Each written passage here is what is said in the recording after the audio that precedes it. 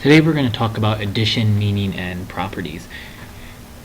To start off, you're going to look at what exactly does it mean to add. Well, I drew a bunch of rectangles up here. I had 7 red ones, 1, 2, 3, 4, 5, 6, 7, and 5 blue ones, 1, 2, 3, 4, 5. So to add is when you say how many rectangles do we have in all, in total. 7 plus 5 equals 12. And the 7 and the 5 are what we call add-ins, where the 12, or your answer, is your sum. We have add-ins and sum. 7 plus 5 equals 12. That's what addition means.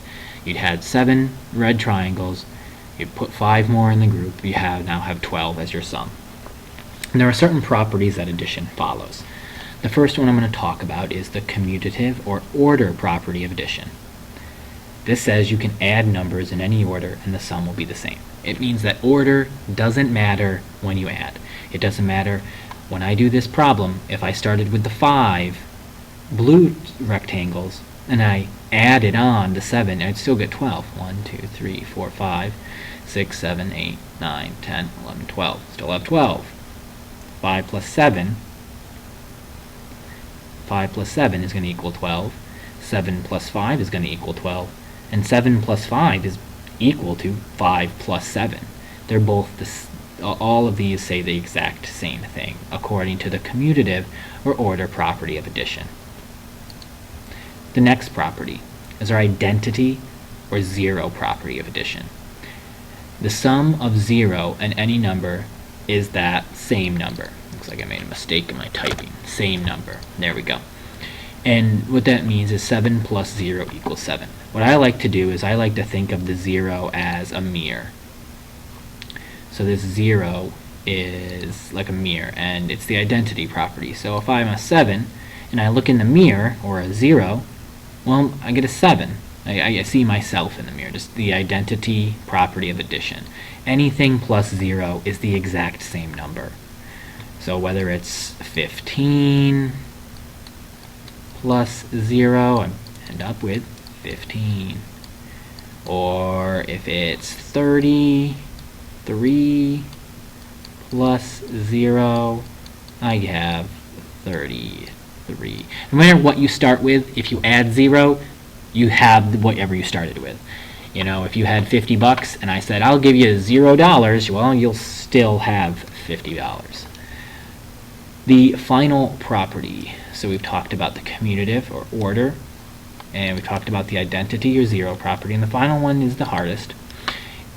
It's the associative or the grouping property of addition. It says you can group add-ins in any way and the sum will be the same. So say you have 3 plus 4 plus 5 equals 12. I wrote the same thing twice, but the difference here is the parentheses.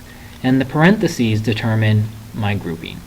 Whenever I have parentheses, it means do this first. Well, just like how in the commutative property, or the order property, your order doesn't matter, it doesn't really matter in the grouping either. Say I do 3 plus 4 plus 5. Well, 3 plus 4, that's 7. And then I have to do 7 plus 5. And we should all remember what 7 plus 5 is. What is it? What is it? What is it? Oh, it's 12. The sum of 7 and 5 is 12. And that's what I already just kind of told you you're going to get. So 7 plus 5 is 12. We got the same answer this way. Now let's go back and do it this way. Well, 4 plus 5. Let's do that first. 4 plus 5 is 9. And then we have to do 3 plus 9. And this should say equals, not plus. Let me fix that mistake. There we go. And so 3 plus 4 plus 5, that's 9.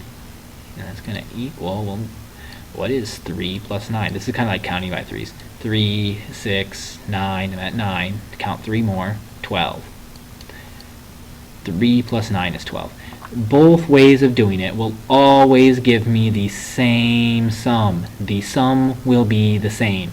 If I take any 3 add-ins, I can add them up in any order, and the sum will be the same. My recommendation is just choose the easiest order. If you know that 7 plus 5 is 12, and that 3 plus 4 is 7, well, do 3 plus 4 is 7, 7 plus 5 is 12. And it's going to be faster in your head to do it that way. But the order doesn't matter. This goes the same if you have 4 or 5. As long as you're adding all the numbers, all your add-ins, the order doesn't matter.